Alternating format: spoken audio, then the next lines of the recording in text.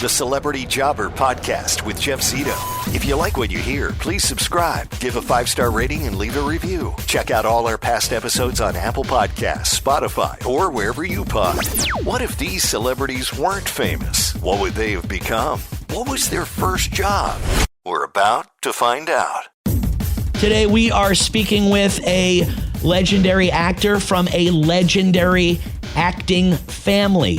So, maybe Emilio Estevez, didn't, grow up in poverty. Obviously he did not. His father was Martin Sheen, Captain Benjamin Willard, in one of the greatest movies ever made, Apocalypse Now. If you're a fan of war movies, this is the greatest one of all time. And obviously it's a great film for being shot in the 70s. Regardless, yes, Emilio Estevez did not grow up in a bad part of town and probably was not a busboy or a waiter or have some other kind of crappy job. He was probably always in the film business because of his family. Movies like The Outsiders, The Breakfast Club, Mission Impossible, Rated X, Young Guns, The Mighty Ducks. I mean, man, the list goes on. So probably a little bit different of an episode of Celebrity Jobber, but what do you think Emilio would have been if not an actor? He has other interests, and we're about to find out on this episode of Celebrity Jobber with the one and only Emilio Estevez. How's it going, man? I'm doing very well. How are you? Doing great. Hey, happy birthday to you. That's, thank you very much. That will be on Friday. Yeah, that's when this comes out, on Friday. And my birthday is tomorrow, which will be Saturday. And oh my gosh. And my wife's birthday, Sunday, same as my mother's. So we've got quite a stretch here, man. And it's Mother's Day. Emilio, I'm sorry to make this about me here, but just think about for a second what a nightmare this must be.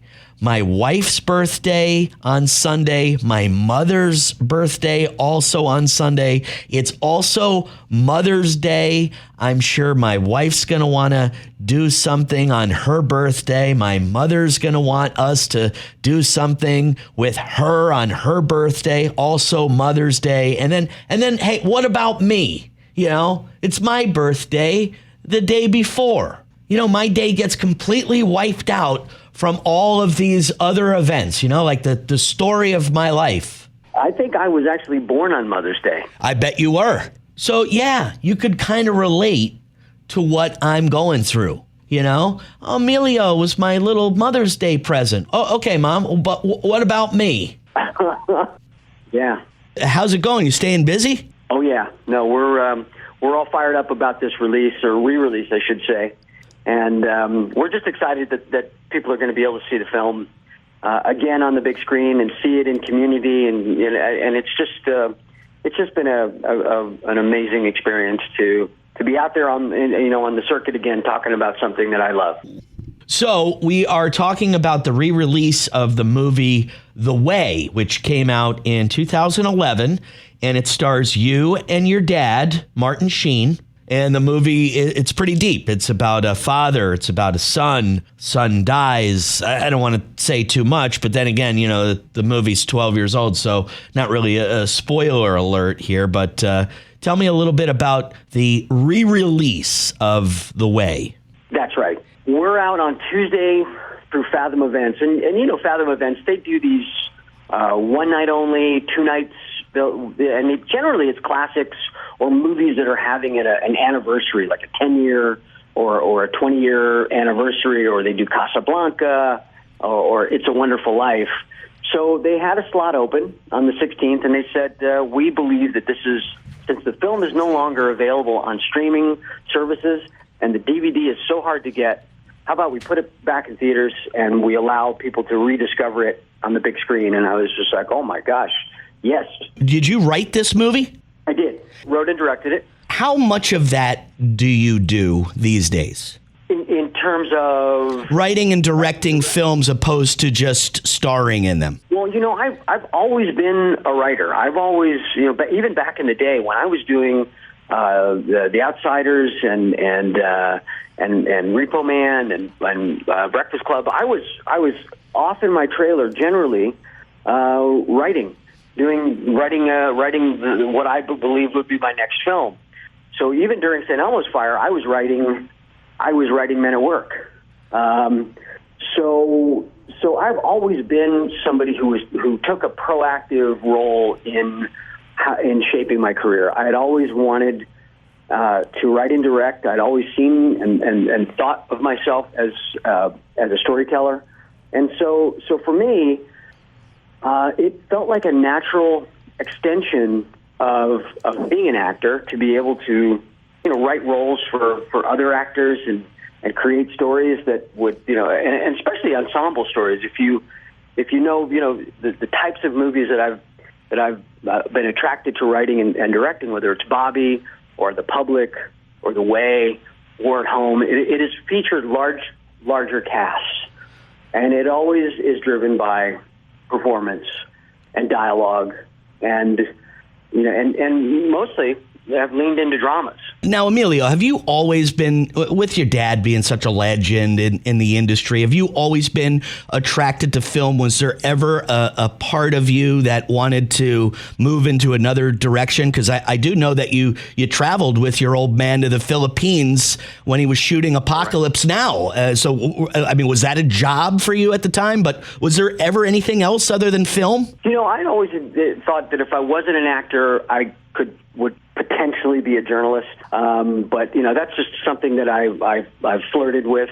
In fact, Sunday's edition of the Washington Post, I got to be a pretend journalist, and I wrote a piece about immersive travel. Okay, exactly what you're talking about. So if your listeners are interested in reading about my experiences growing up and traveling with my folks, it's a lovely article that talks about how important immersive travel is, and for us, growing up, especially the kids, we didn't have a choice. Right. My dad just said, "I got a job, get in the car. Got a job, get on the train. I got a job, get on the plane." There was never any moment where we could. There was no dissent. There was no pushback. You packed your bag and you left. Listen, you don't have to tell me. If I ever tried talking back to my dad when he was trying to show us property on a Saturday or a Sunday, I would have got a backhand across the mouth. So sure. I got it. So if you did you go to college, Emilio? I did not. No, I graduated high school and went right into working in actually on television, and then started. I'd been auditioning in my last year of high school for a lot of. I got my headshot. I'd been out there on auditioning for shows, but it wasn't. I probably went on about 200 auditions before I got my first acting job, and it was like one line in a TV show. Right. Wow. But you keep at it, and I think the day that I auditioned for the Breakfast Club, I had also auditioned for a Taco Bell commercial and that TV show Chips with Eric Estrada. I loved it. You never know. You just never know where if you're going to get a callback, if the casting director either likes or dislikes you, or if the director thinks you're right for something. That you never know. Let me ask you: did you smoke pot in the movie Breakfast Club? Because my theory is you never smoked pot before, because there's no way there's any type of pot in the world that makes you react like that when you get high. I know that was a fantastical reaction. I knew it. Doesn't exist in real life, and no, there was no smoking. In fact, I've been very anti-smoking my whole life. I've only smoked once, and it was to play a chain smoker in a movie called Rated X for Showtime. Oh, that's a great movie. I remember that movie. That was awesome. Thank you. Look, great speaking with you. I was wondering, what Emilio Estevez would have become if not, an actor. You said maybe journalism. You kind of talked about it, thought about it. What would you be interested in writing? Would you like to write about music, or what did you think you were going to write about? I always envisioned myself as being a war correspondent. Wow. Someone in the field, and reporting live from conflict zones. Wow, very cool. Kind of that's really that's what fascinated me, and it was probably inspired by Michael Hare, who I had known during Apocalypse Now, and just other wonderful war correspondents that right on I had been fans of. Yeah, that's cool. Hey, I'm a big fan of that show, the Entourage, and I know brother Charlie is filmed a little bit of a reboot called Ramble On. You don't know if that's coming out anytime soon, do you? I don't know. I don't know what the status is, and on that, and certainly, I hope they find a home for it. That's such a great show, too, man. Emilio Estevez, The Way, re-released on the big screen through Fathom Events on May 16th. So where do you go, Emilio, to, the Fathom Events website? That's right. Yeah, the best thing to do is to go to Fathom Events, and you can find out where to get advance tickets. And then after Fathom Events, you can go to our website, thewaythemovie.com, and see and figure out where you can watch the movie in the comfort of your own home. Excellent, man. Great talking to you. Last time I spoke to you, I was all hopped up on Benadryl, so I feel a lot better today. Thank you, man. Have a good day, man. Thank you. Look, this one, a little bit different. You think about the Sheen / Estevez family and Martin Sheen, just a legendary actor. Can you believe Martin Sheen? He's still kicking ass. I mean, how old is Martin Sheen? Looking him up, he was born in 1940, so he's almost 83 years old. Doing great. Emilio is, in his 60s, believe it or not. So, I mean, Jesus, pretty impressive genes. You look at Charlie Sheen. He's been through a lot. He's still kicking. But yeah, I mean, legendary family, right? So if you're in a legendary family like that, I would find it very, very hard to want to forge your own path. You know what I mean? Like Martin Sheen, a huge actor. I mean, I know Charlie looks up to his dad, from being in Apocalypse Now. He thinks that is, and a lot of people think that is the greatest movie ever made. And it's, as far as war movies, I mean, it holds up, man. It is pretty unbelievable. And Captain Benjamin Willard, played by Martin Sheen, just a, legendary guy. So when you're in that kind of family and you grow up in, Hollywood, California, wherever the hell it was that they grew up, and your dad, Martin Sheen, is like, get in the car. I got a job, and we're going here. Get in a plane. I got a job. We're going here. And he's, doing movies. I'd find it very, very hard to be forging your own path. As a small child, being like, great, my dad's in film, but, I'm gonna be a war correspondent. I thought that was extremely interesting that he said that. I mean, you've got to really be a smart kid to have a thought like wanting to be a war correspondent and or a journalist when your father is Martin Sheen. The obvious path you would think to success is in the film business, to follow in your old man's footsteps as he can get you in front of all the right people and you can do all the right things at an early age, which Emilio did. As he talked about, auditioning for The Breakfast Club, he also auditioned for a Taco Bell commercial on the same day. And he was in high school, going to auditions and, trying to become an actor.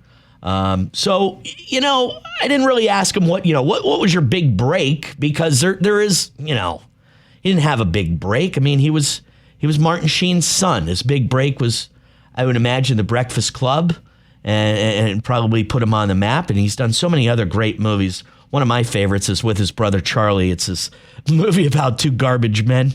Have you ever seen that? I'm sure he doesn't really consider that his greatest work. I remember talking to Gwyneth Paltrow one time, and I said to her, and she, thespian, right? She won an Academy Award for, Shakespeare or whatever she did. I remember telling Gwyneth Paltrow, my favorite thing that you've ever done was the movie Shallow Hal with Jack Black. And she was nice about it. And I was almost wanting to say the same thing to Emilio Estevez. Like, my favorite movie that he was in was, with his brother Charlie, and they were two garbage men. It was called Men at Work. I don't know if you saw it. It was in the very early 90s. Charlie Sheen, Emilio Estevez. They were garbage men. It was pretty stupid, but yeah, I'm a fan of stupid. Obviously, if you're listening to me right now, you might be a fan of stupid as well. Anyway, great guy, Emilio Estevez. Interesting conversation, and must have been really interesting growing up in that household with your dad being the legendary film actor Martin Sheen. Probably not a whole lot of other directions that Emilio would have went into. So there you have it, another episode of Celebrity Jobber. I thank you for listening, and I would ask you to please leave me a 5-star rating if you like this podcast, and leave a review. We are available to stream on all the platforms like Apple Podcast, Spotify, wherever you pod. We're everywhere, even YouTube.